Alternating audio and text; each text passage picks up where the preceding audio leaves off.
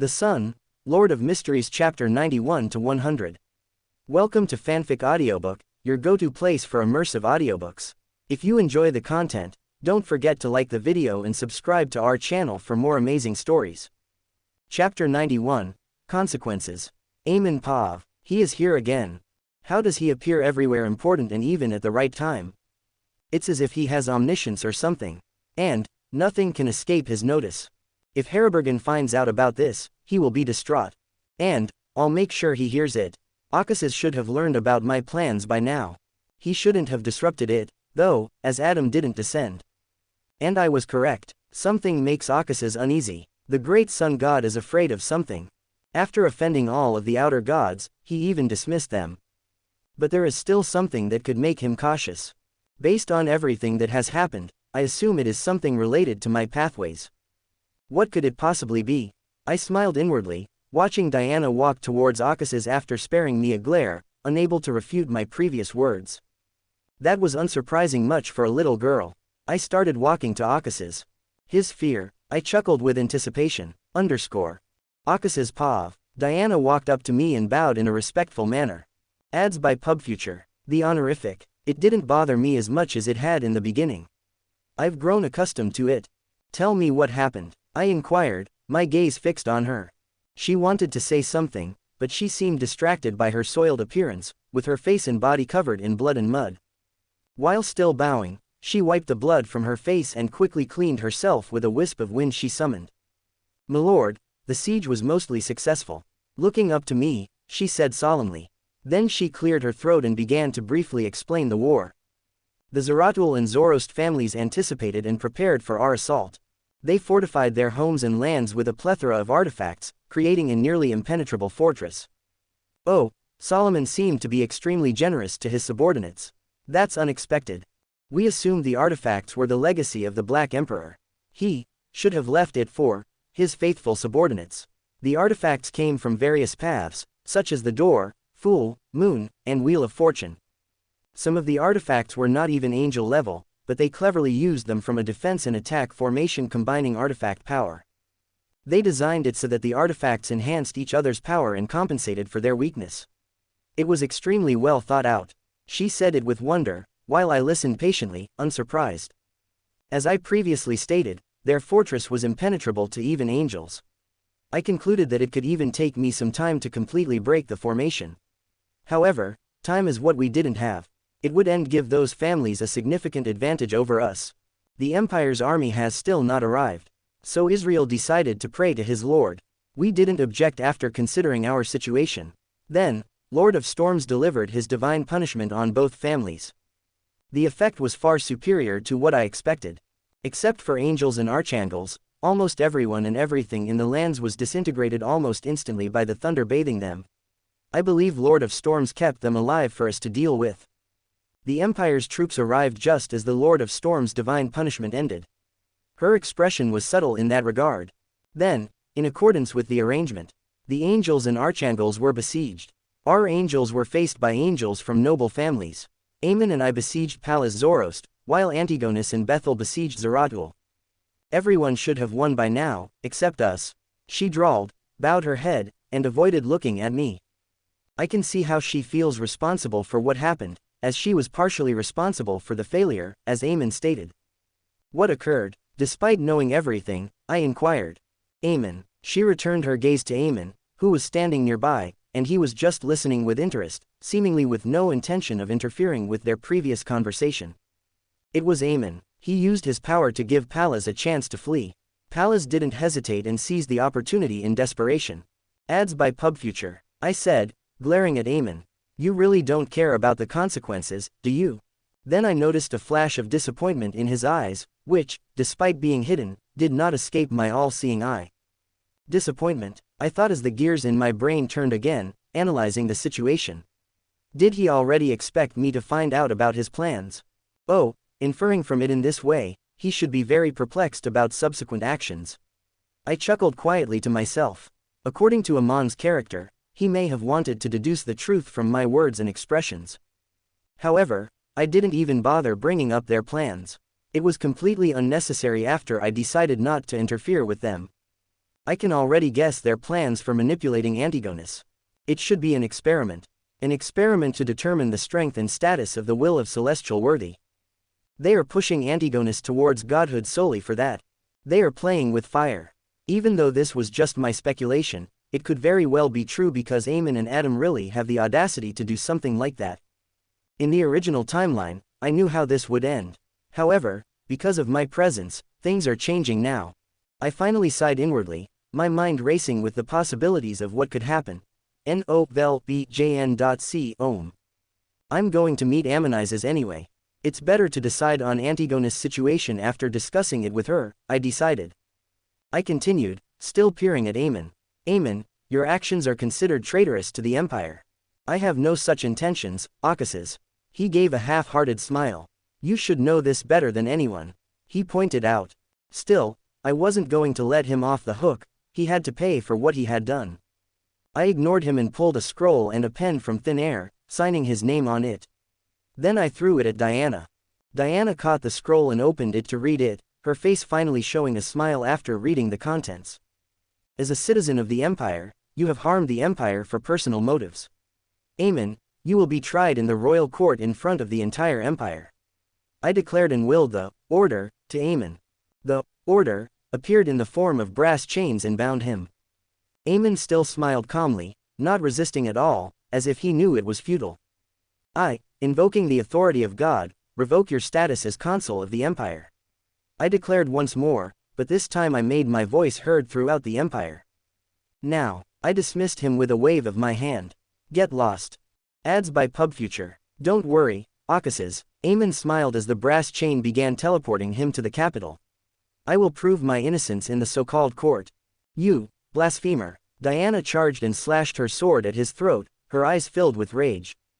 Aemon looked at the charging sword, his monocle gleaming. The twilight sword that slashed at Aemon abruptly turned and pointed to a nearby mountain in an erroneous manner. Boom! Under the slash of twilight, the mountain crumbled and disintegrated. Goodbye, little girl. Aemon smiled and waved at her before disappearing. Diana stomped her feet on the ground in frustration, cracking the ground and trembling the mountains nearby. I'm sorry, my lord, she finally bowed to me. I couldn't control my emotions. It's nothing, you don't have to be so concerned about him, I said. If he gets on your nerves, just ignore him. You can get the better of him in that way. He hates being ignored. Diana calmed down after taking my words to heart. Then, she approached him, holding a blue bag with various characteristics. We got these characteristics from the war. You can distribute it based on your wartime contributions. I gave the order while looking into the bag. However, send the angel characteristics to my kingdom. We'll figure out what to do with it. Diana nodded and slid the blue bag away. Diana, notify the legislature. That, I will be invading the southern continent, I went on. Maybe Umbella and Badial will show up too. Simply inform them of this.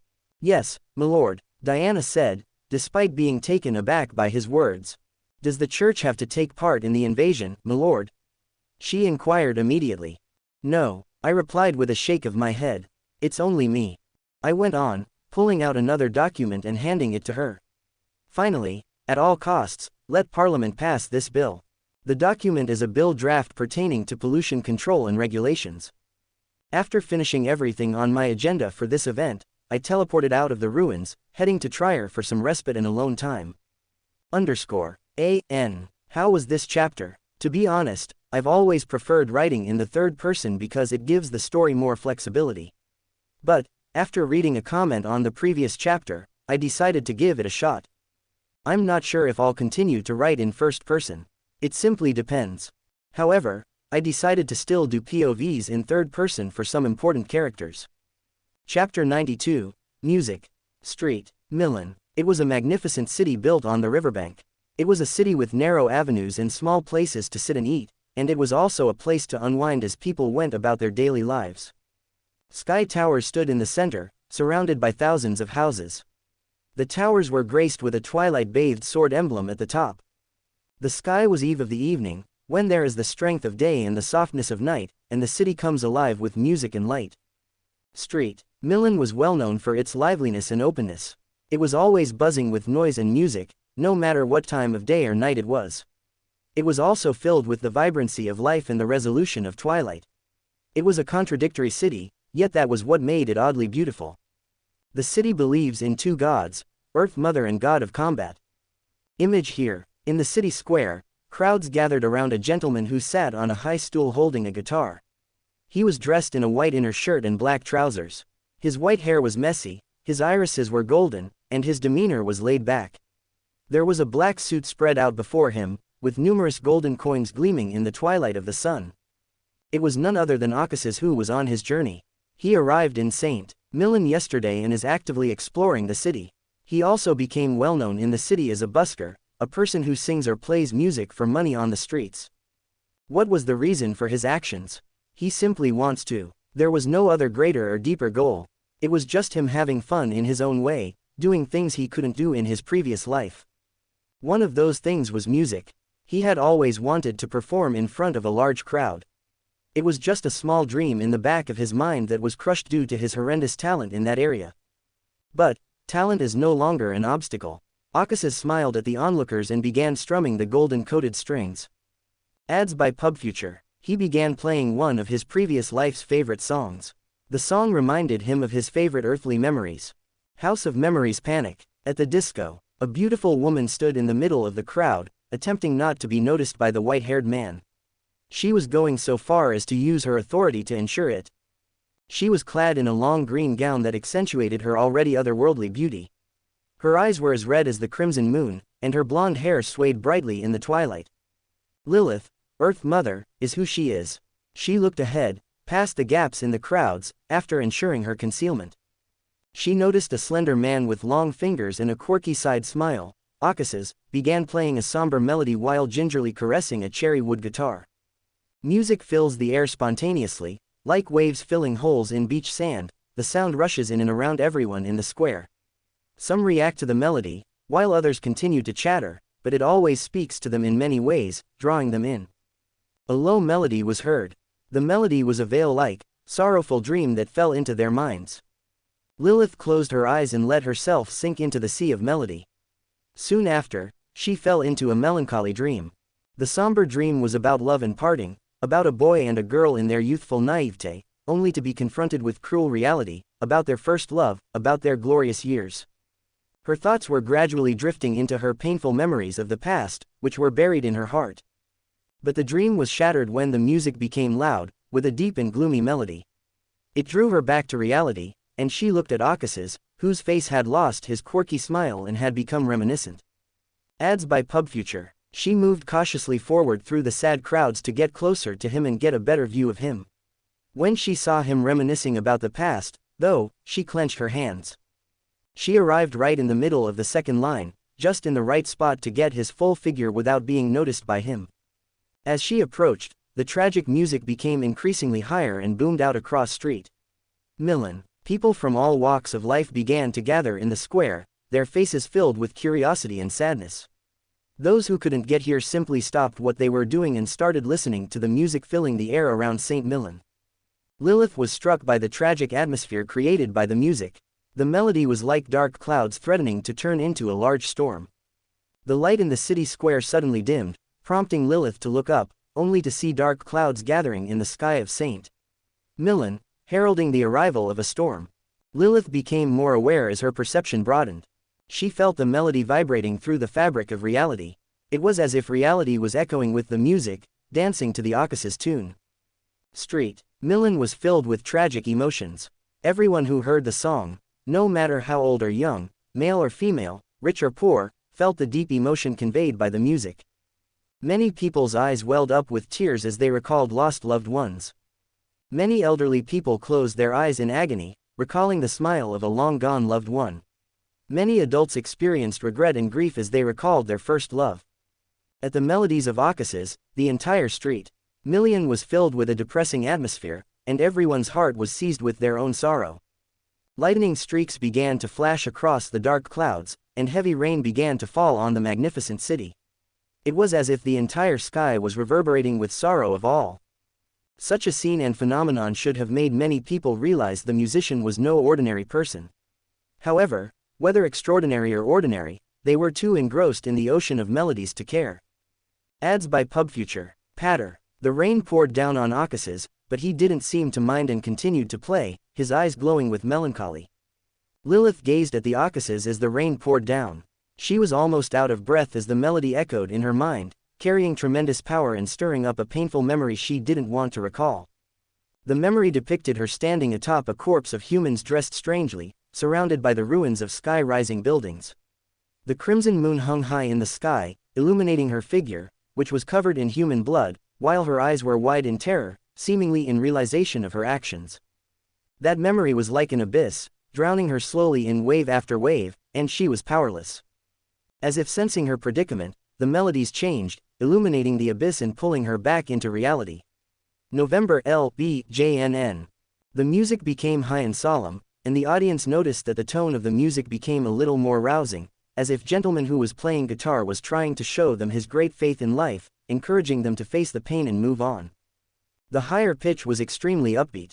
Many of the audience members exhaled deeply and then let out long sighs, as if they were expelling all negative emotions. Then came the final movement. Occuses strummed down the golden strings with incredible speed. The movement of the Occuses was so fast that the audience's eyes couldn't keep up. Coming out of their grief, everyone became excited, and people began to applaud in the midst of Occuses playing. Occuses finished with a heavy strum on the final string, and his smile returned. The sun shone through the dark clouds in the sky, illuminating the Saint Million and returning vibrancy to the magnificent city. The entire audience around Street Million applauded for Occuses, which rattled the city. As cheers filled the streets, the crowd went crazy and wild. The sky was almost completely covered in gold coins as they were thrown towards the coat in front of Occuses for his outstanding performance. Occuses smiled and bowed as he put down the guitar.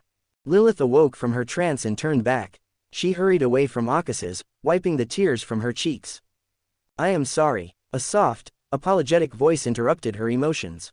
_AN. Serious question, guys, should I open up a petition? Is my writing worth it? Chapter 93. Apollo. The environment becomes silent, as if all sounds have ceased to exist. Lilith turned to face Occuses, who was being surrounded by people holding books and papers. It was chaotic, despite the silence. He was smiling at them, but his apologetic gaze was fixed on her. His eyes gleamed as well, as if he could see right through her. Then he moved his lips. "Please wait for me, I'll be right there in a second. The people here are far too enthusiastic." His soft voice echoed right beside her ears, tickling her earlobes and turning them crimson. It also shattered the silence. Hearing his apology did not make her feel better, on the contrary, it filled her heart with rage. "Bastard!" Looking at Occuses, she yelled. She only gave him one last look before storming off into the oncoming crowds. Occuses sighed as he watched her vanish with the crowds. "May I have your autograph?" A teenage girl stood in front of him, holding a piece of paper. Her other hand twirled her skirt nervously. His attention was drawn back to the crowds, and he put his thoughts and concerns of Lilith aside. He knew she needed some alone time for herself, which is why he didn't rush after her immediately. Occuses finally looked around at the swarm of people, who were much more docile than before. It was because of his manipulation. He brought order to the chaos of the crowds. He was actually forced to do so because the crowds went crazy with admiration and fanaticism for him. He even witnessed some Beyonders attempting to jump through the crowds in order to catch a glimpse of him, regardless of the collateral damage to the surroundings. If he hadn't done that, Street Million would have fallen within hours due to the populace's sheer enthusiasm for him. Ads by PubFuture. The order only allowed those who were truly inspired by his music to approach him. His order is ethereal and subtle, leading people to believe it is normal and reasonable. They will find nothing wrong with situation, and some may even believe that only those people are qualified to get close to him. He must acknowledge that authorities can be both convenient and all-powerful. It is entirely dependent on the God who utilizes it. What else could I have hoped for? While looking at the girls and other people's fanatical eyes, Occuses thought. I really shouldn't have been so engrossed with music. He sighed helplessly. He is a conceptual being. Even if he tried his hardest to restrain his authority, his every action would still affect concepts of reality, albeit in a minuscule scale. Previously, while he was playing, his order authority subconsciously reacted and began influencing reality based on his emotions. This is why there was a thunderstorm and rain while a sad song was being played. NOVEL B in .c ohm. Well, that's a new way to use order authority. He jotted it down. He didn't mind bringing his guitar to a war of gods. That would be a sight to behold. He chuckled, picturing the reactions of gods. Acaces tucked his jumbled thoughts away and examined the teenage girl's paper in his hand. The music notes for the entire song were written on the paper. It was perfect without a blemish. She also appeared to have started deducing music lyrics for it. That's quite impressive, he thought, peering at the girl again, causing her to blush and look away. She was no ordinary person, but a Beander of the Hermit Pathway, Sequence 6. She was also a member of the Moses Ascetic Order, which is actually now led by his angel, Diana. Her fate changed. That's not surprising given that she's crossing paths with me. Now she'll be connected to the fate of Diana, huh? A future angel, he reflected, seeing the change in her fate. What is your name? He finally asked, pulling a golden pen from his pocket. Athena, the adolescent girl strutted out while blushing and shaking. Acaces smiled and signed the paper. He wasn't going to sign his own name. Names have power. Name, huh? What should my stage name be? He pondered. Athena, Greek. So, it shall be. He signed his stage name on the paper and handed it back to Athena, who caught it in a hurry. Ads by PubFuture. Just then, a flash of light illuminated them, with a click in the background. Athena jumped up in surprise, but calmed down when she realized it was just a camera taking pictures of her new idol and her. She looked at the autograph with her name and the name of her idol while making a mental note to go get a copy of that picture. Apollo, the signature was in cursive writing. Apollo. She recited it with zealous eyes. However, before she could catch another glimpse of her new idol, the oncoming crowds pushed her back. So all she could do was carefully stuff the paper into her bag and walk out of the square. She planned to go to a branch of the organization and tell everyone about her idol. The music played by her idol, Apollo, was unique. It was not as tedious as classical music. It was distinct. It was loose. The music so clearly expressed the feelings of the heart. She can already see the impact of her idol. It will usher in a completely new genre of music and spark a musical revolution. She thought with anticipation, while repeatedly checking the condition of the recorder to ensure its condition. She did everything she could to keep it safe because it contained the music's recording. Under the twilight, Athena walked out of the square with a silly smile. Meanwhile, Acaces was still dealing with a swarm of fans, actually feeling quite enlightened about the problems of celebrities in his previous life. Lilith laid down on the grassy ground of a mountain peak in the valley of mountains near St. Million. It was surrounded by a slew of other steep mountains, each with an abandoned Gothic castle perched on top. When Lilith looked up at the night sky, she was greeted by sparkling stars and gleaming constellations. It restored her long-lost tranquility. The respite of nearby trees swaying in a gentle breeze, and the sound of crickets at night. All of this brought her peace, slowly healing her scarred heart. Ads by PubFuture. She let out a sigh, expelling all of her negative emotions and finally finding peace under the night sky. Lilith sat up, folding her legs and resting her back against the trunk of the tree. Her gaze was still fixed on the night sky. She was aware of what lay beneath. A vast, endless, and unknown cosmos beyond the divine eye. A totally distinct world, a universe full of wonder and danger just waiting to be discovered. Something long buried in the depths of her mind stirred out and resurfaced the last time she fixed her gaze on the cosmos. It was that recollection, a memory that revealed her true origins, which she had always wanted to know. She was, however, horrified and terrified by the revelation. It nearly brought her down. The memory brought back the emotions that she experienced at the time. The pure horror and terror came crashing down on her mind, overwhelming her. She understood why her mind and heart buried that memory instinctively. It was too much for her to bear, even for her now. If such a revelation happened when she was the sanguine ancestor, she would have lost control on spot. Even now, she buried it away immediately, not wanting to recall it all. It put a tremendous strain on her mind and soul. But it was all shattered by Acaces' sad song. It brought back the memory, which she eventually suppressed with the emotions that followed. However, it had an effect on her in the end. Human, she mused, her lips curved in irony. I used to be a human. She extended her hand to the sky, as if to touch the stars. As that thought flashed through her mind, her calm heart became stormy. Acaces. With that thought, an image of a white-haired man with a peculiar smile flashed across her mind. When she saw the image of the white-haired man, her stormy heart calmed down. She also felt bad about her outburst at him. He should not have meant any harm at all. Suddenly, the image of a white-haired man shimmered before her eyes and moved towards the mountain slope, perfectly combined with a vague figure who appeared to be trekking towards her. She didn't have to think too hard to figure out who it was. She rose from the grass and approached Akasis.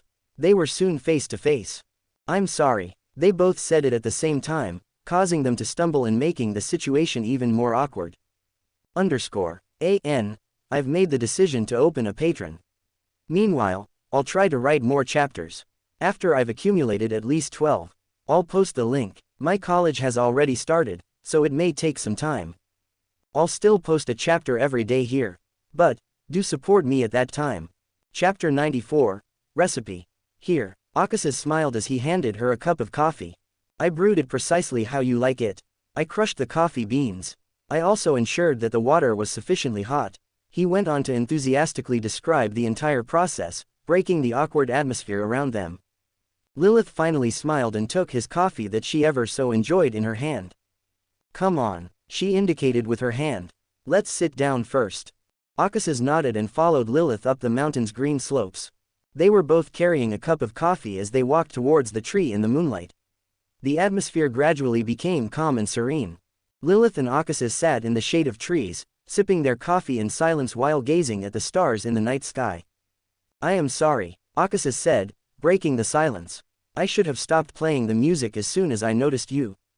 "It's fine," Lilith smiled, shaking her head. "You didn't mean any harm. If we are bent on apologizing, I should be the one more sorry." Akasis wanted to say more, but sighed inwardly after feeling her guilt through her words. "How are you?" he asked abruptly, interrupting her emotions, while turning and peering at her with his hand on his chin. The gentle breeze blew through his messy white hair. Despite gazing at the unfathomable golden eyes that contrasted spectacularly with his messy white hair, Lilith remained unaffected by the charming man. She could even see a glimmer of concern in those deep, mesmerizing eyes. But, did she still feel anything? Nope, not at all. Ads by PubFuture. She looked up at the sky, away from his gaze. Her face remained calm and soft, expressing no signs of her inner turmoil. "I'm fine, Akasis," she replied quickly, while blowing off the steam from her coffee and looking up at the sky. "Many thanks for the coffee. I really needed this." Akasis noticed a flash of pain in her eyes. He sighed and didn't press into this situation anymore. His music was also tinged with reminiscence. It will evoke memories, whether tragic or sad, it didn't matter to his music. He played it to push people to confront that tragic event while maintaining faith in life and finally moving on. He can guess that his music must have evoked some dreadful memory of Lilith, looking at her worse condition. "As usual, your coffee is divine," she continued, her gaze fixed on the coffee. Then, she jolted, as if recalling something. "Where is the recipe? You promised to give it to me the next time we met." "So, where exactly is it?" Her face was expectant, while looking at his coat pocket. She yearned for his coffee recipe. She was always bothering him about it. The coffee was well worth the value. It was truly divine, and she was very curious about how he made it. November LBJNN. I forgot. Akasis scratched the back of his neck in embarrassment. I was away dealing with Solomon's plans. It was hectic and tedious, as Solomon had left behind well thought out and intricate plans. He continued, purposefully ignoring her increasing glare. "Akasis." Lilith spoke up to interrupt him. But he kept going, forcing her to yell at him. "Akasis, stop." "What?" Akasis said, his face blank. His gaze, however, was fixed on her beautiful face. That took her a long time. He finally looked at the beautiful face that had stumped her heart. She is truly, she. Ads by PubFuture. Allow him to emphasize it once more. There are no words to describe, beauty, of Lilith. Lilith felt a piercing and intense gaze on her face. The gaze was wanton, moving down her face, neck, and finally to her breasts. The audacity, this jerk. She was thinking with her heart racing and unusual emotions that she didn't want to acknowledge. She immediately spoke up, trying to keep his attention on her face. She also wore an indifferent expression. "There's no need to act any longer, Akasis. You said the same thing last time I asked for the recipe. You did forget, didn't you? It seems like you always forgot when it's about me. I just want to make the coffee with my own hands for you." Akasis grumbled in his heart, but didn't say anything out loud because it would shatter the fragile barrier between them. Yes, there is a wall. It's a metaphorical barrier that neither he nor Lilith wished to breach. It was preventing them from admitting their feelings for each other. It was what kept them both from taking the next step. Akasis was aware that Lilith was aware of the wall. How did he find out about that? Honestly, it was just a gut feeling. He unconsciously smiled, though it wasn't a happy smile. But he quickly regretted even smiling in that way, as Lilith, who was already very unstable, noticed.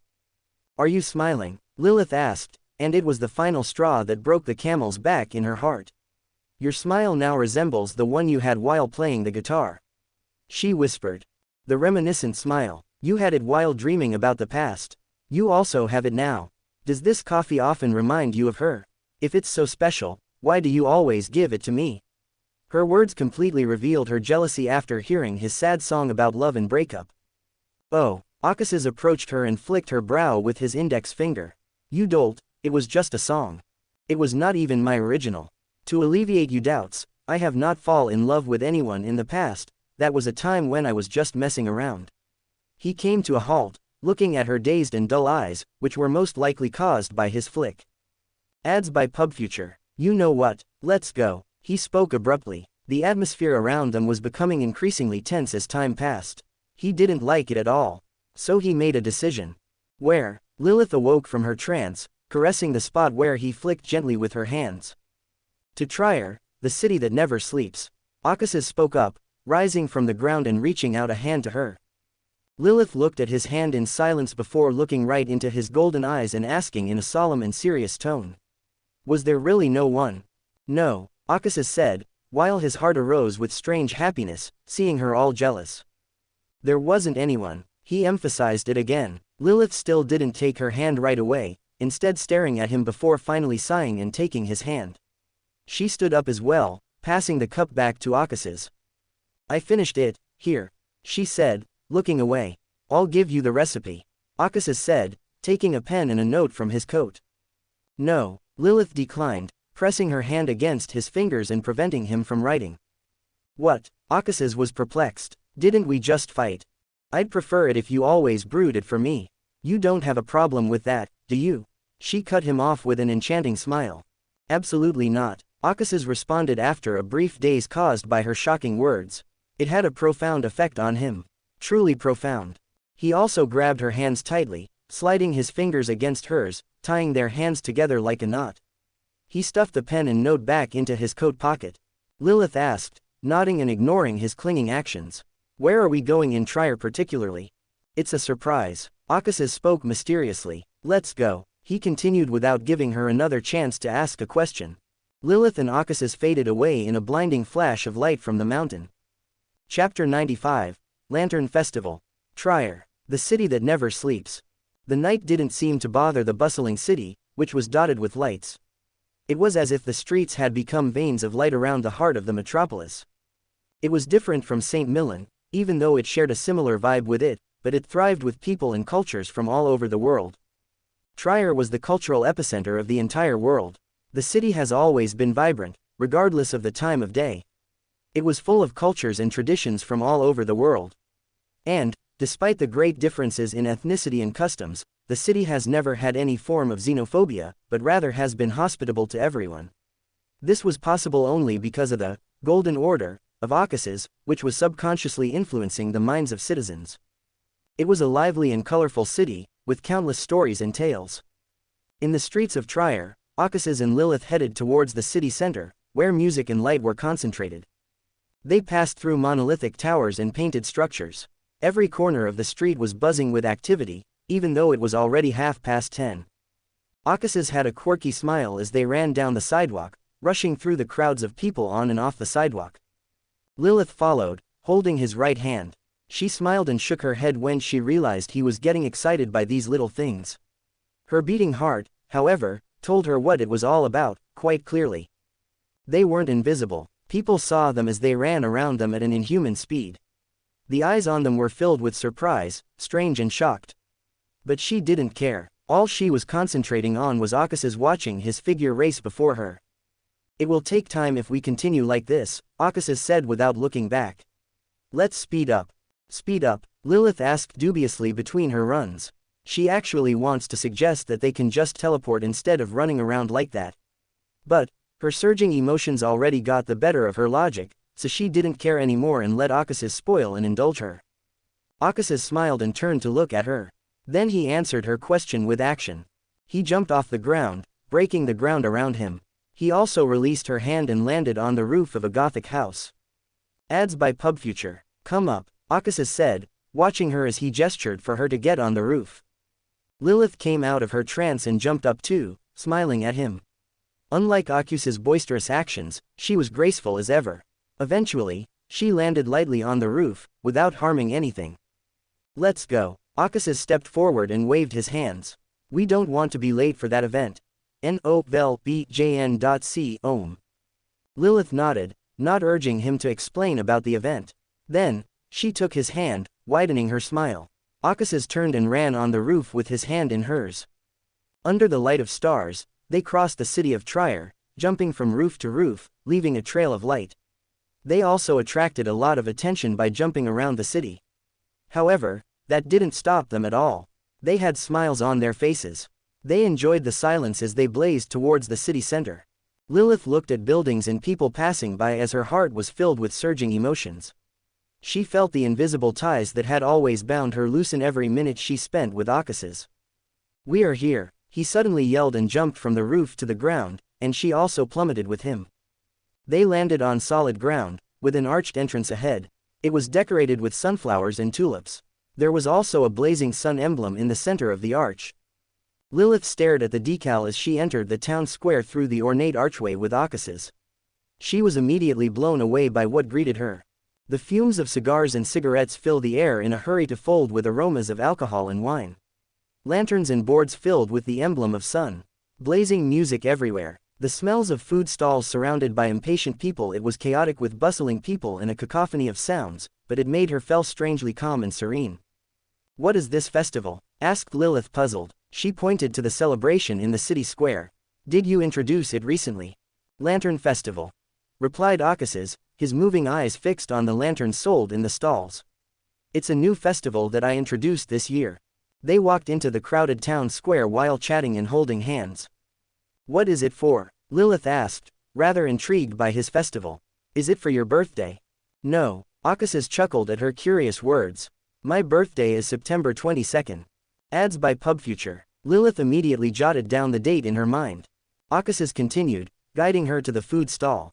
I introduced the Lantern Festival to honor the fallen during the War of Seven Nations and the Night of the Blood Moon. It's also a way to let go and start a new life, while the lantern symbolizes illuminating the future. Overall, it's a very complex festival that, he went on and on about the festival.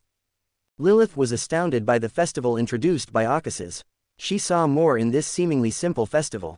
Her perception expanded and changed, and the people in her vision became little suns, which told of their faith. She soon saw Backland, Fanepotter, St. Millen, Roberg, Bow, and the entire northern continent. From her vantage point, she was a swarm of suns illuminating the entire continent. She suddenly realized something. The power that Akasis wields over the world is steadily growing. His believers outnumber her and other gods' worshippers by a wide margin. This festival is also increasing his followers. In the end, not even the gods will be able to shake his hold on the world. I should have paid more attention to the festivals, she thought, clicking her tongue. She also made a mental note of the Akasis methods, which she will surely use to strengthen her anchors in the future. Hey, Akasis waved his hands in front of her face, bringing her back to reality. What do you prefer? After gaining her attention, Akasis inquired. Strawberry or vanilla? He directed his finger to the ice cream. Vanilla, Lilith answered, after a getting grip on reality. Akasis nodded and went to the ice cream shop, leaving her to ponder her own thoughts about festivals, while tapping her hands and looking at lantern shops. He returned in a few moments, holding 2 cones of vanilla ice cream and passing one to her. Here, he said this as she took a cone from his hand. What made you like vanilla? He inquired, his gaze fixed on her. It simply tastes better than the other favors. Lilith responded, her brow furrowed. But, when she saw his strange expression for her response, she inquired, pressing the subject of vanilla. Why are you asking this? I just want to know your favorite flavor. Akasis said, turning away from her with a strange smile. Akas's smile felt so off to Lilith. So, she didn't back down and walked in front of him, blocking his path. She asked again, her gaze fixed on him. What dirty thoughts are going through your head, Akasis? Akasis sighed and grabbed her hands. He drew her in the direction of other food stores. This festival is hosted by my church.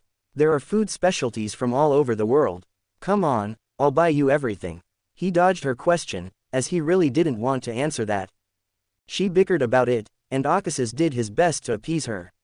Nonetheless, the atmosphere between them became warm and ambiguous.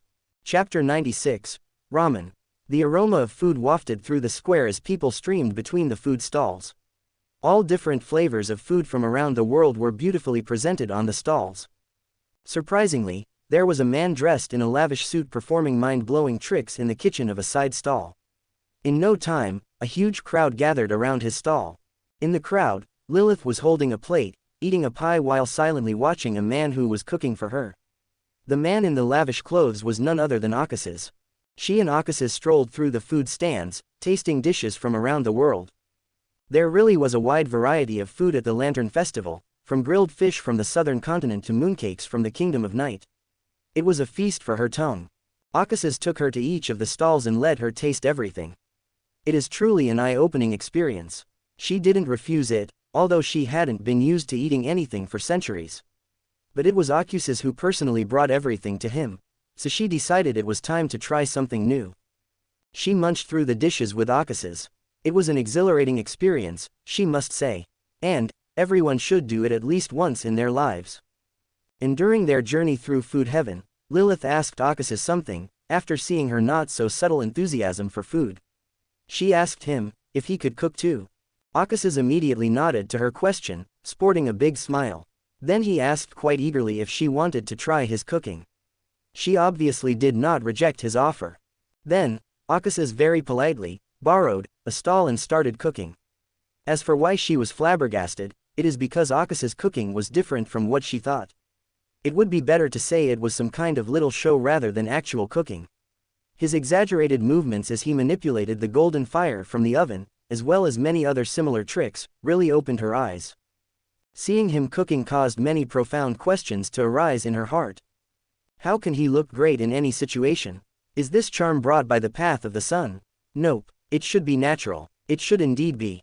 Ads by PubFuture. Lilith finally pushed her chaotic thoughts aside and looked into kitchen, focusing on Akasis, who kept shooting a glance at her.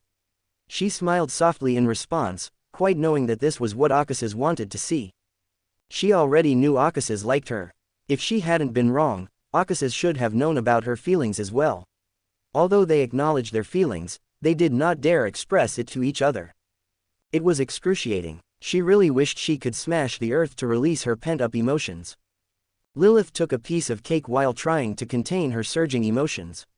There was really nothing she could do about the complex situation between them.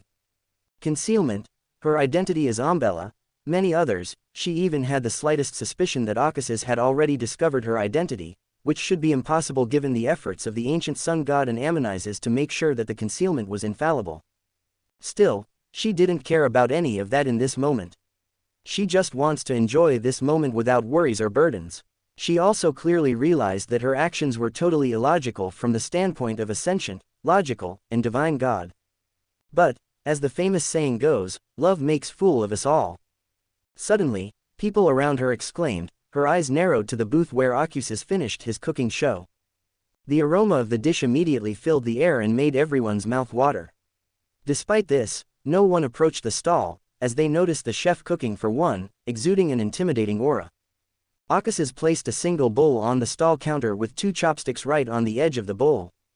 The bowl was filled with hot ramen in a broth seasoned with miso. It had several with steak, hard-boiled eggs, vegetables and toppings on hot miso. Come on, Akasis invited her as he took off his apron and washed his hands. It's ready. Lilith walked over and sat down before everyone's envious eyes. Then her eyes sparkled at the sight of the unknown dish. It caught her attention with its aroma alone. Ads by PubFuture. What is its name, Akasis? She asked with vigor, picking up the chopsticks near the bowl. Ramen, Akasis replied, leaning on the counter with his hands on his chin and staring at her. Miso ramen. Lilith nodded, figuring out how to eat with these strange sticks. It wasn't difficult, and it only took a few seconds. Then she began, accompanied by Akas's eager and expectant expression. He seemed to be more eager and anticipatory of her eating than she was. With her nimble fingers, she smashed the chopsticks into the noodles and, with only one of her sticks, pushed it back into her mouth. The flavors exploded in her mouth, making her hum with pleasure. It was sweet and salty one minute, spicy and sour the next. The contrasting flavors melted surprisingly perfectly in her mouth. It was almost like a miracle. No, it's truly a miracle in itself, as it was her love who made it personally for her. The crowd around the cabin had already dispersed in the wave of Akas's hands, leaving them both alone. "How is it?" Akas asked, his eyes full of expectation, leaning forward. Lilith didn't respond, instead continuing to eat the noodles. Akas watched her bulging cheeks patiently. He chuckled at the sight, knowing she must be enjoying his cooking. He sat in the chair, his elbow on the counter and palm on his chin, his gaze fixed on Lilith, dreamy.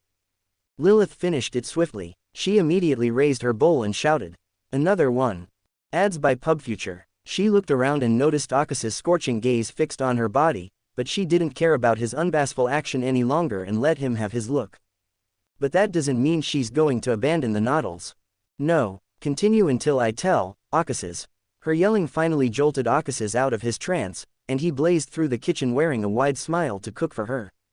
Lilith smiled, after seeing pure joy radiate from him simply by cooking her another bowl of noodles. She waited patiently, staring at the ridiculous but wonderful show of Akas's, which made her laugh and chuckle many times. Her eyes slowly softened and she looked at her dolt, who had done so much for her. The atmosphere between them grew warm and cozy by the minute. N-O-V-E in .c ohm.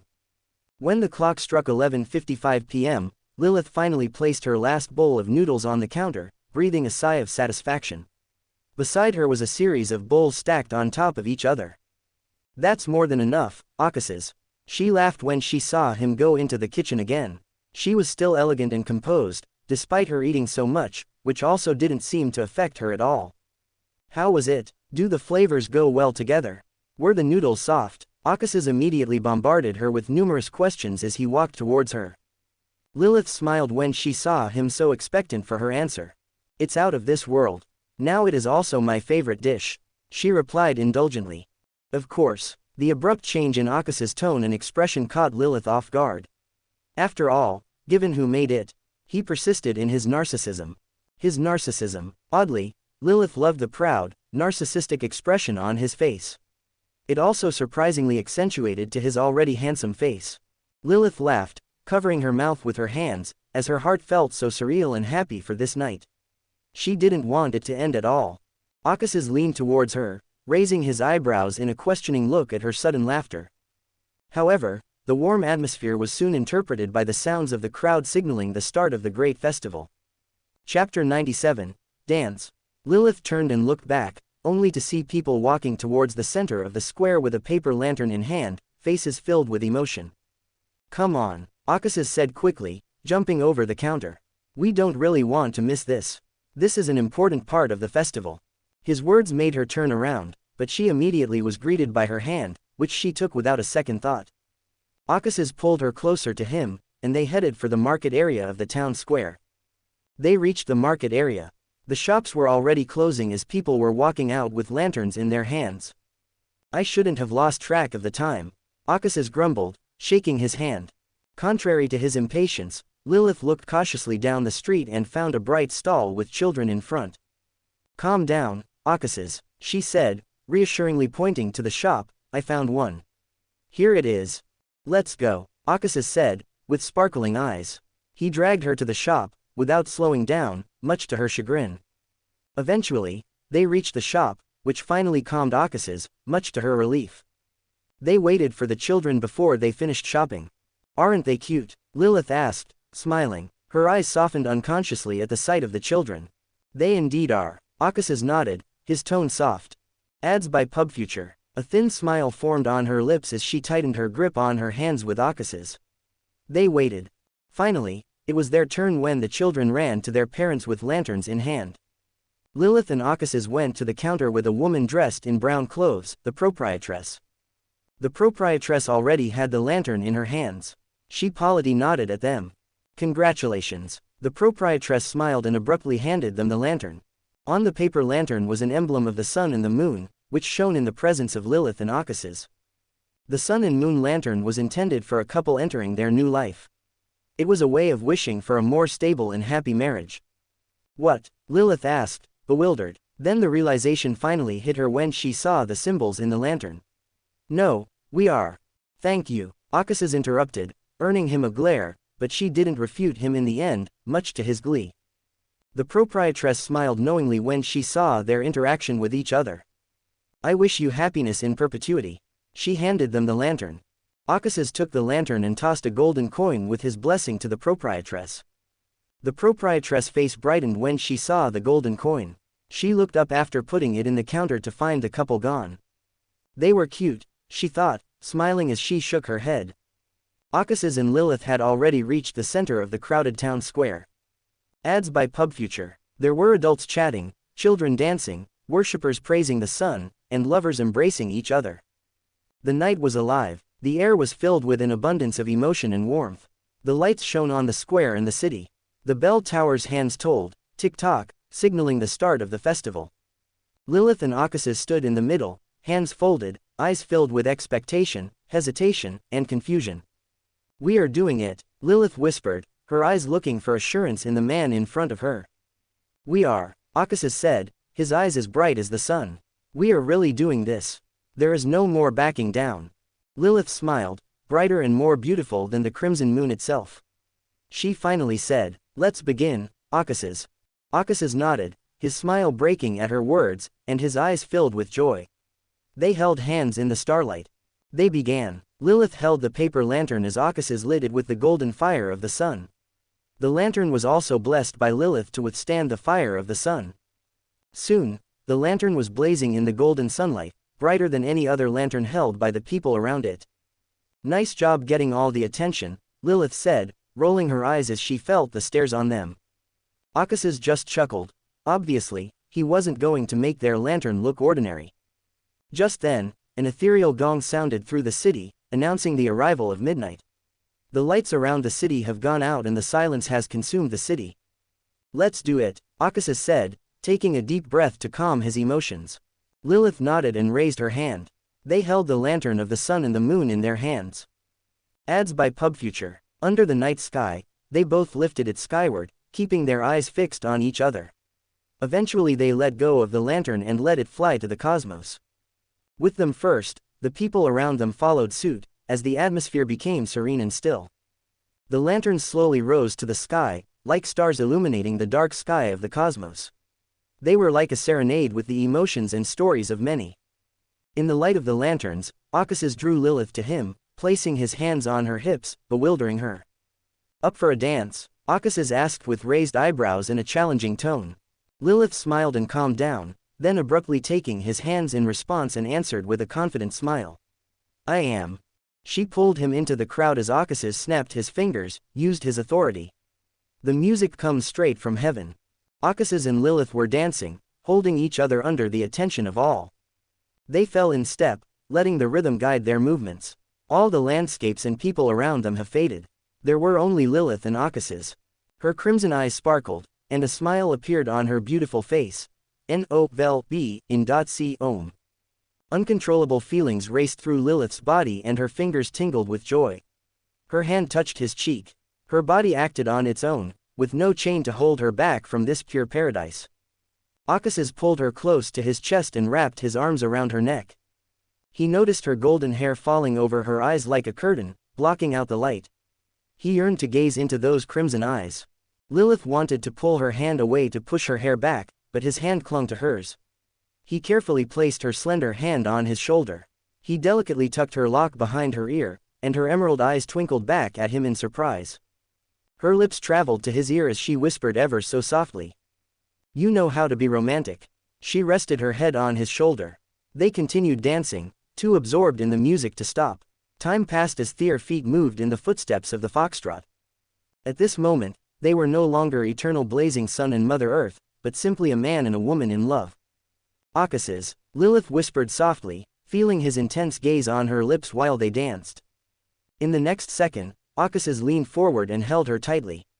He gently planted his lips on hers. Chapter 98, Morning. The rising sun shone through the clouds, illuminating Trier. Akasis sat on the balcony, twirling a glass of wine in his hand. His gaze lingered on the sleeping figure in the room. His heart was full of emotions just looking at the peaceful face of the figure in the bed. That sleeping figure is none other than Lilith. Akasis sighed and chose to drink her wine and distract himself from her. Yesterday, he was so careless with Lilith. They both walked on thin ice, nearly breaking through concealment several times, but at the last moment managed to pull themselves together and avoid the terrible disaster. Yes, a disaster. Lilith's concealment is far from what would be considered normal. It was quite convoluted, a mixture of many authorities that complement and balance each other. It really is a work of art, he thought as he sipped the wine. He wasn't bantering or sulking by saying that. It really was a work of art. He really didn't know how else to describe Lilith's concealment. To elaborate on this, her concealment has fooled the world itself, which includes all concepts of reality, angels, and even gods. Lilith had fallen, which is recognized and accepted by the world, in every manner, destiny, history and divination. It was a fact and a matter of certainty. Much like in the case of Lilith, Earth Mother is recognized as Umbella by many, even Bodial himself. There wasn't even a silver of doubt and suspicion on anyone's part, despite Earth Mother's strange situation. Nope, there was no doubt at all. N-O-V-E-J-N.C. Om. Akas's thoughts were interpreted through a strange image that popped up in his mind, abruptly. The image showed a man with a majestic golden beard, dressed in a priestly robe and carrying a silver cross. He seemed to be praying to a figure nailed to a giant white cross while clutching the silver cross. The atmosphere was sacred and divine. Suddenly, the priest turned, his pious eyes gradually becoming pure and innocent. He said softly, "Everything is reasonable." Akas's hand trembled, the wine almost spurted out of his mouth at the sight of this strange and frightening image. He immediately put down his glass, rising from the rocky chair. He placed his finger on the side of his head. He began to purge that image from his mind. Literally, he materialized that image and transformed it into pure information, then proceeded to burn it with the golden fire of the sun. All of this was happening in his mind. After ensuring its destruction, Akasas opened his all-seeing eyes and connected with his golden order. He started browsing and checking everything. About 10 minutes later, he sat down with a sigh as he picked up an entire glass bottle of wine and gulped it down. There were no issues or influences with him or around him. Ads by PubFuture. And, as he previously stated, Lilith's concealment is too high on the level. This can be proven again by the fact that he was just thinking about it, then it led to whatever that was with Adam in it. Putting his thoughts on Adam aside, he didn't even want to think about him, as it only made his mood worse and more terrible than it already was. Now, after purging the thoughts of Adam to ashes, Akasas refocused on the situation. Lilith's concealment, if broken hastily, will literally lead to catastrophe. War and blood will wash the earth. The darkness and the light will shatter each other. They will tear everything down with them. Everything ends in chaos. In chaos, the Creator will rise again, beginning a new era. That was one possibility of what could happen. To summarize, their situation is quite complex and dangerous. Did he, however, regret his careless actions? No, not at all.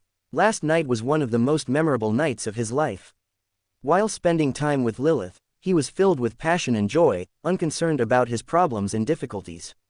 He didn't regret it all. Love makes a fool of us all. Akasas deeply resonated with the saying while finishing a bottle of wine and ruminating on the previous night. He exhaled a long sigh, as if expelling all his surging emotions and finally calming down. The light of dawn shone through the crowds and illuminated his figure. He got up from his chair and walked through the sliding wooden doors into the room. He could already feel Lilith waking up as the light of dawn shone on her face. She should be half asleep by now. Akasas went to the bed, looked at her lying down. Her facial expression was stunned as she continued to roll over in bed, trying to find a comfortable position to go back to sleep. Akasas approached the bed and looked at her as she lay there. Her expression was groggy as she turned around in bed, trying to find a comfortable position to fall back asleep. With hesitant eyes, he leaned forward to kiss her forehead, causing her to groan and gradually awaken. Akasas smiled seeing this. Then, he walked into the kitchen to prepare coffee for Lilith. Yes, they were staying in the hotel room after the restless night. He knows it sounds so wrong. But nothing happened between them other than a long kiss. They didn't even say and discuss anything about it after that and continued to dance and drink until 3 a.m. Lilith was literally wasted, despite being a god. It was too much for her. The difficulties and problems between them were to take their toll on her. Akasis carried her to the hotel and booked a room for the night. Then he laid him carefully on the bed, making sure she felt warm and comfortable. At that time, she finally let go of her guard and fell asleep in her bed. As for him, he also slept in the same bed for an hour before getting up when the sudden realization of all that had happened struck heavily on his head. Ads by PubFuture. He then went to get a bottle of wine and started sulking about his own thoughts and memories. Within a minute, he finished brewing the divine coffee the way Lilith liked it, poured it into the 2 cups and took them into the bedroom. Lilith had already awoken. She was in a trance, staring out the window while still wrapped in sheets and refusing to leave her bed. Akasis approached her with a smile. Here, he gave her the coffee and brought her back to reality. Then NKS, Akasis. Lilith stammered, trying her best to get a hold of reality. She took the coffee from his hand without trying to look at him. She then blew the coffee before taking a sip, calming down. Akasis sat beside her in the bed, with one leg in the bed and another hanging, drinking coffee. The air around her tightened in tension and pressure as sunlight filtered through the fiberglass windows, illuminating their figures. Lilith caught her breath after taking another sip of coffee. She seemed to have finally mustered enough strength to turn around and face him. "Your coffee is excellent as always." She stopped abruptly, her wide eyes fixed on Akas's body. Her brain seemed to shut down for a moment. Her tips of her ears turned crimson. "Put on a shirt, bastard," Lilith snarled, snapping out of her stupefaction when she saw his grin. Akasis was only dressed in pajamas, revealing his chiseled body to her.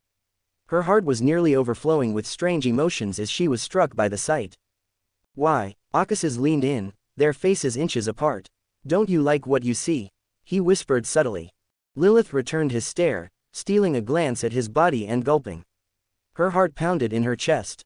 But she didn't. She shouldn't let herself fall again.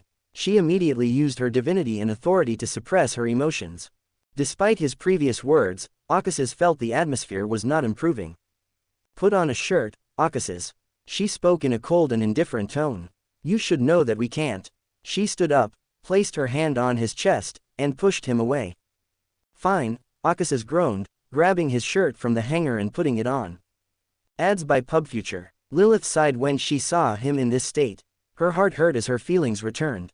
"I'll get ready. We can then go to a restaurant." She compromised. Akasis nodded dully as he watched her head for the bathroom. "What will become of us?" he thought with a sigh. He continued to drink his coffee under the light of dawn. In a restaurant in the upper part of Trier, Akasis and Lilith sat facing each other, eating spaghetti in silence. Both of them avoided discussing the events of the night and the morning, but this did not dispel the heavy atmosphere that existed between them. Finally, Lilith spoke and broke the silence. "So, why are you invading the southern continent?" She really wants to release the tension between them by addressing at least some serious topics. About their relationship, she can only sigh thinking about that. Akasis put down his fork. His stoic expression eventually loosened at her question. He took the glass of grape wine and answered between his drinks. "I am going to kill Tolzana and take away the uniqueness and characteristics of the chained pathway." Tolzana is the future chained god who was polluted by Mother Tree of Desire in the original timeline. His response made her stop eating. Lilith put down her fork and said with serious eyes. "Is it for your angel again?" "Yes." Akasis nodded, without hiding it from her. "It's for him, but I'm also doing it to make sure the divine slut didn't have anchors to spread her corruption or send her power into our world."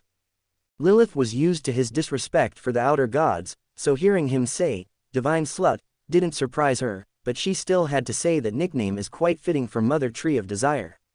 She didn't question his intentions because she already knew Akasis cared about his angels, and even she paled in comparison to him in this regard. Akasis, after all, is allowing his angel to become a god. "It's risky." Lilith folded her hand, implying something. "Salinger's situation is still unknown. I believe there is a major problem with him." "What kind of problem?" Akasis inquired, raising his brows and sipping his wine. Lilith gave him a hesitant look. Out of concern for him, she finally said it in a roundabout way. The kind that can endanger the entire world. Don't worry, everything will be fine. I will not invade Biome directly. Akasas stated matter-of-factly. You will be there for me even if there is a problem. He laughed. Lilith's eyes twitched as she responded. I will undoubtedly be present. I will also notify Badial. He'd be delighted to take part, as he's concerned about the Salinger's situation. Would you like to accompany me on the invasion? Akasas nodded and inquired candidly. No, Akasas. Lilith rose from her seat. Two gods invading a continent will almost certainly spark a war of gods. At that time, Salinger will not tolerate our actions. It's best if you go alone, but I'll keep an eye on you from the astral world. Her eyes filled with emotion as she suddenly paused. Her eyes also shimmered with a flash of deep darkness. She continued, observing his every reaction. I have to leave, Akasas. I can't stay here any longer. Go, Akasas stated flatly, as if he was unaffected by her sudden words. I'm sorry. Her words lingered in the air as she vanished before him, leaving him alone once again. Akasas sighed, sipping his wine before returning to his spaghetti. Chapter 99. Southern Continent. Chaos. There was only chaos on the cursed land called the Southern Continent. The very concepts of reality have been affected by it. The line between death and life has long been blurred. The Southern Continent is a cursed land in the mouths of Northerners. The legends that come from here can terrify even a war veteran. It was such an eerie place, in and of itself. There is no law or justice in this forsaken land. It was literally hell for the weak and heaven for the strong. It follows the law of the jungle to this day. This land, as one would expect, was primitive, barbaric, cruel, and primordial, perfectly inheriting the characteristics of the Dark Age. For this alone, many gods, including Akasas, hated this continent to the bone. But they couldn't do anything about it, as the Southern Continent was a tricky place. This forsaken continent was always the subject of many legends. It was said to be teeming with devils hungry for souls, evil spirits who relish torturing their victims in the most gory ways, frequent bloody massacres. The doors of the underworld were always open, so be careful where one may pass. The filthy. The stories go on, painting a terrifying picture of the cursed land. The legends are true. The underworld and the abyss have a deep connection to the Southern Continent. It was brought about by the deities they both represent, Salinger and Farubati. This is what made the continent so tricky and difficult, even for the gods. Despite the fact that the lands are anarchic, there is still some form of government with the goal of keeping the madness and chaos within the empire's borders. It is ruled by the Biome Empire, which was founded by Salinger. However, the empire was not all of the Southern Continent. There are other powers as well, such as the Devil faction and the Chain faction, which all have some power on the continent, though not as much as the Biome Empire. The Devil faction consists of the Buria, Andariel, and Noise Angel families. They believe in the dark side of the universe, Farubati, who is the god of the abyss. He was the only remaining ancient god. The Chain faction is led by the king of angels, Tolzana. He was born in the Second Era and later became the subordinate god of Kvastrir. After the fall of the ancient gods, he benefited greatly and succeeded in becoming the king of angels at the end of the Third Era. He was also a member of Rose Redemption and participated in the Last War. He was recognized as the king of angels who, along with Bethel Abraham, had the greatest chance of becoming a god. The Empire and other factions frequently engaged in conflicts. Farubati and Salinger did not get along well, but they were forced onto this continent due to pressure from the gods at the start of the Fourth Epoch. They can only come to terms with one another while also manipulating their subordinates to sabotage each other's dominance. Tolzana tried hard to remain a third party in these disputes, but in the end, he was drawn in without even wanting or trying. Ads by PubFuture. The Southern Continent is a chaotic and perverse place overall. Although it ought to have remained the same, something changed on the morning of the 1st of May. Everyone felt something distinct in the air, whether they were angels who were above all or the lowest mortals. But they truly weren't able to pinpoint what it was. However, they undoubtedly felt a disturbance that literally made their own souls tremble. NOVELBJN.C Ohm. The disturbance made the chaos wane. The demons and spirits disappeared from the surface of the earth. The cultists, who were leaving destruction and bloodshed in their wake, now sat submissively in their base, trembling. A sliver of relief was felt by the shackled mortals. All around the continent, small to large changes were occurring simultaneously. The order returned and chaos vanished from existence, as the very concepts of reality became free. It was in the air all around them, and everyone could feel it. It was as though the very continent was jubilant over someone's arrival. On this specific day, the sun was extremely hot as that someone in many people's minds sat at a restaurant, having a black coffee. That someone was none other than Acuses, who had just invaded the southern continent. He didn't keep quiet at all. Instead, he stopped reigning in his powers, which spread across the entire continent and heralded the advent of the Golden Order. In the only developed area of the empire, the city of Byam, which is the capital of the Byam Empire, Acuses was sitting in a restaurant in the upper part of the city. The capital is relatively large, nearly the size of Trier, and follows the general layout of northern cities. There are, respectively, aristocratic, industrial and residential areas. Yes, after the United Empire discovered a new maritime route, the Industrial Revolution did indeed reach the southern continent. When both empires possessed items they wanted from one another, trade between them naturally started. Acuses was now savoring the black tea, which was a specialty of the Byam Empire.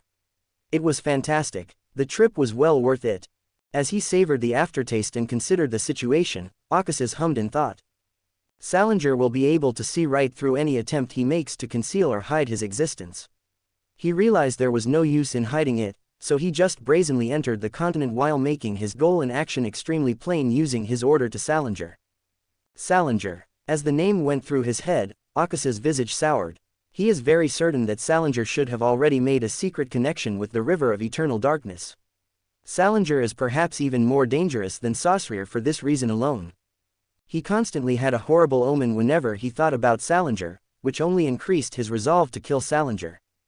Adds by PubFuture, he would make certain that Salinger did not survive the War of the Four Emperors. He will see to it that death itself perishes away. While taking a sip of the black coffee, Acuses observed the blazing sun at the center of the sky. He can sense the connection between the underworld and the abyss on the continent. They were contaminating the continent inexorably and slowly. Now that he was here, the link between the southern continent and the abyss became weaker, but it still exists. Whether it be the underworld or the abyss, it is a sensitive area that even he didn't want to enter unless absolutely necessary. Acuses asked with a smile after finishing the black coffee and raising the empty cup to the sky. It tastes far better than I anticipated. Would you like one? In my opinion, you're really missing out on this. His voice caused the nearby trees and plants to rustle before withering away and turning to ash. The ash swirled in the air before landing on his table, forming words. Acuses, focus on the present situation. You are already this close to starting a war of the gods. Everyone is focusing on you. You don't really want it. Acuses continued to press, ignoring the words. I can place an order for you and bring it later. For a brief period, the ashes were carried by the wind and swirled, seemingly unsure of what to say. It eventually calmed down. Order one for me and bring it to me, afterward, not right now. The sire of Salinger is already coming to meet you. Acuses' grin widened at that. He then placed another order with the waitress. That was Lilith, who is currently in Astral World, directly over the southern continent. On this invasion, he wasn't the only combatant. Although they are not personally present, Lilith and Bodial are also with him. So, if conflict breaks out in the end, they will descend on the southern continent, regardless of the consequences of doing so. Just then, a man with tan skin and long black hair approached him. He was dressed in a deep black robe with golden thread embroidery. His icy, indifferent eyes were accompanied by a golden bird-shaped crown on his head. The air became cold and waning just from his presence, as if death itself had arrived. He was none other than Azek Eggers, the Emperor of Byam and Death Council. Chapter 100. Awakening of Death. Your Excellency. Azek Eggers bowed, showing the respect due to a god.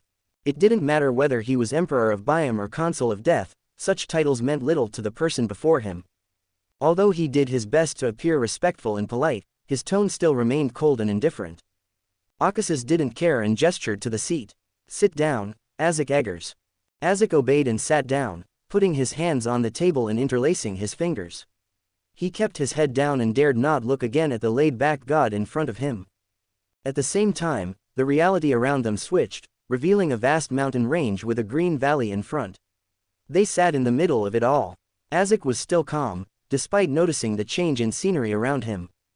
Azek Eggers. Acuses' eyes gleamed as he gazed at Azek. He saw through Azek's mind and soul. There wasn't a single ounce of humanity in Isaac Eggers, which is not surprising since he was born as a mythical creature. His soul was tainted with the eerie power of death, which controlled him in more than one way.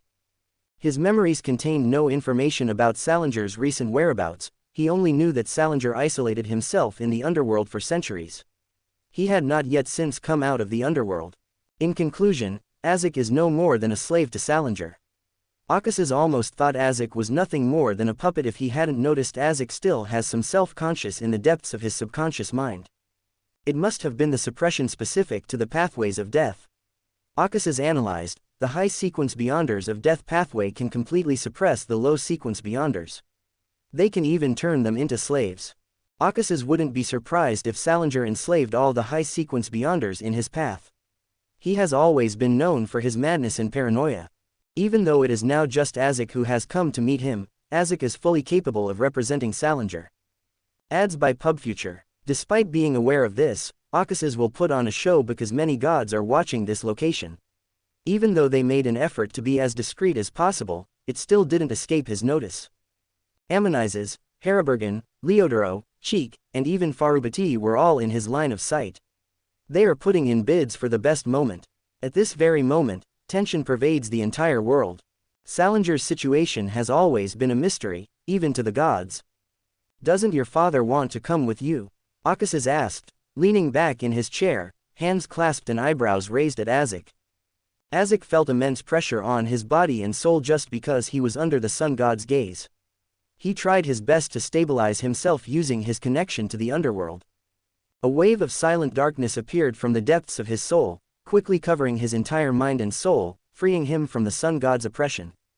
Akas's frowned upon seeing the silent darkness in the depths of Isaac's soul. He actually felt danger from the darkness, which was emitting an immense aura of death. He looked away and didn't try to gaze into the darkness. He instinctively knew that if he continued to investigate, things wouldn't end well for him. N-O-V-E-J-N.C.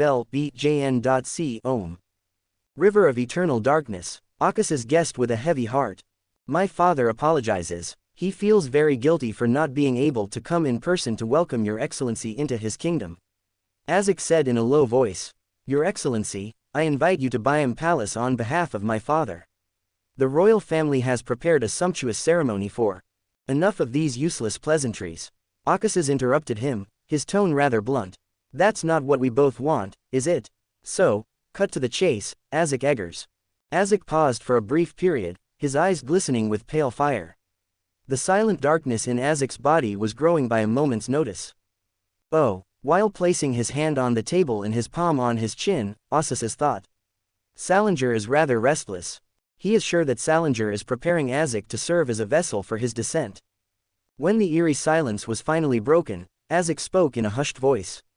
My father questions the reason for your unexpected visit. Akas's smiled and leaned forward, still holding his pose. It has nothing to do with the Byam Empire. So tell your father not to worry.